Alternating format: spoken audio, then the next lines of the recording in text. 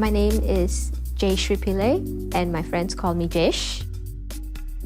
Born in Singapore. My parents are Singaporeans, my grandparents are Singaporeans. I've been living in Melbourne, Australia for 1 year now.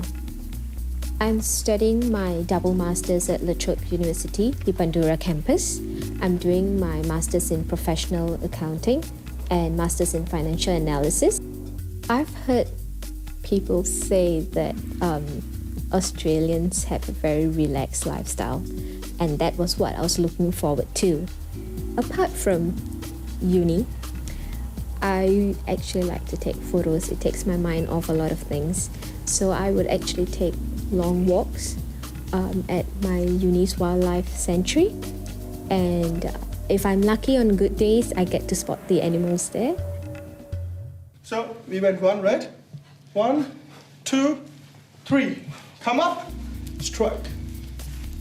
I enjoy doing karate, which I just took up recently, and that gives me a lot of space to actually vent out my frustrations.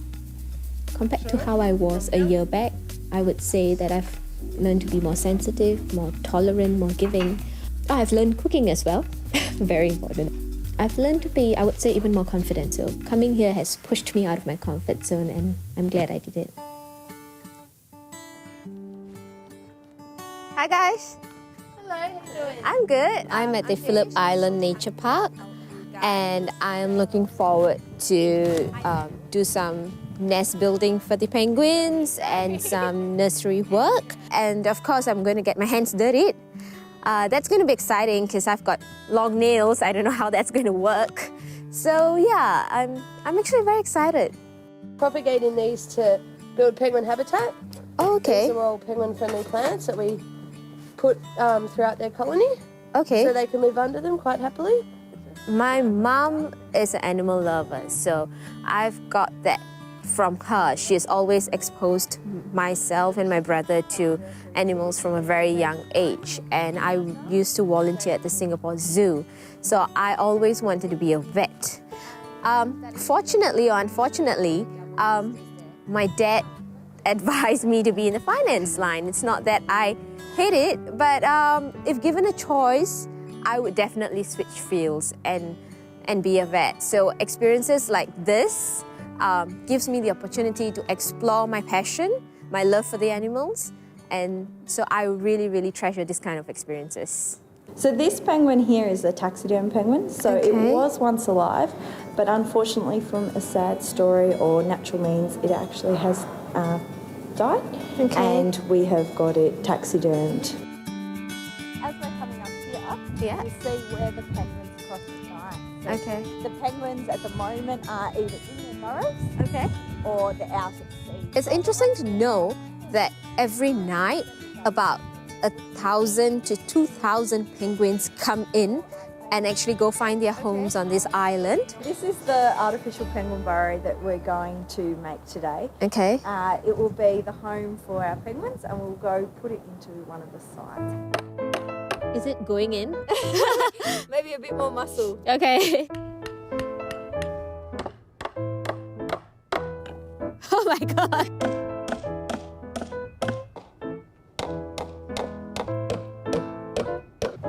Well done. There you go. That's hard work. So I was told that 2 penguins can live in that nest, and if they have chicks, it's comfortable for a family of 4 to live in there. So that's my part of giving to the penguins. Instead of donating money, doing something like this actually allows a penguin to have a home, safe from all the predators. I've never seen a koala before. I've only seen them on TV, in the documentaries, or on posters. What we're doing this afternoon is joining this group of volunteers, and we're planting this area inside the boardwalk. The Koala Conservation Centre, which is where we are, is part of Phillip Island Nature Park. The Koala Conservation Centre itself is here because on the other side of the fence that you might be able to see in the distance, that's Phillip Island, where there is a declining population of koalas. Probably less than 40 koalas on the whole island at the moment. Outside of those at the Koala Conservation Centre, and our population is about 35 at the moment. So in this small area of the park, because we've got that fence around our habitat, we can create safe habitat for the koalas. On the other side, life's much tougher for them. I've got a question. Does the Is it a hard koalas... question or an easy question? Because I'm shocking at hard ones. That depends. I'm sure you have the answers. Oh, scared now. Go on. So, does the koalas go down? Like, They do they, need to, yeah. if they need to? The koalas live up a tree because that's a safe place to be. Okay. So if you're a koala, sensibly, you're up there. That's where you find your food. They get most of their moisture out of the leaves that they eat.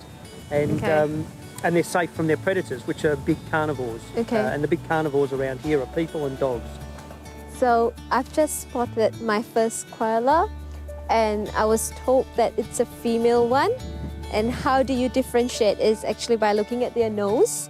The male ones have a sharper nose, and this one's nose is not that sharp, so I presume it's a female. You can keep asking questions because once you stop, we've got to go down and work. Okay, so I guess let's get going. Oh, okay. Righto, let's move. I've learned that apart from the city life that I've seen in Melbourne, there's the very quiet, I wouldn't say countryside, but the other side of the Australian life would be what I experienced today. Easy as that. Like most volunteers we have here, Jay has got onto the job pretty readily, and that's because she wanted to be here. And hopefully what she takes away from it is what we take away every day, and that's making a small difference. That's what we're doing here today, just changing the balance of habitat in favour of the native creatures, and thankfully she's been part of that, and hopefully she'll take away that warm, fuzzy feeling that we get from doing that. I've also learned that it's not all about money. The Australians actually get down and dirty to do the work, to get the money in. They don't complain whether they have government funding or not. They actually go out there and spread the conservation message. They get volunteers in to do the work, and they generate the revenue, and that keeps these parks going, and that's fantastic work.